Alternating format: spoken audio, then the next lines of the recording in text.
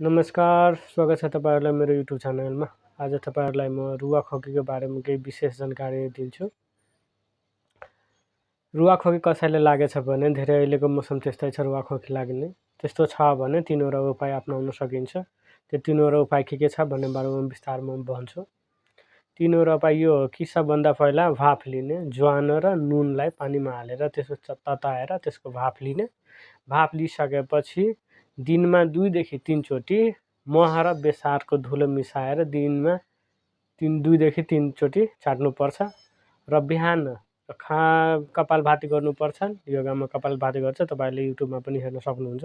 कपालभाति गर्नुपर्छ र कपालभाति खाना खाएको 4 देखि 5 घण्टापछि पनि गर्न सकिन्छ। यदि त्यति तीनवटा गर्यो भने 1 दिनदेखि 2 दिनको बिचमा जस्तो सुकै भए पनि रुवाखोकी भए पनि निको हुन्छ।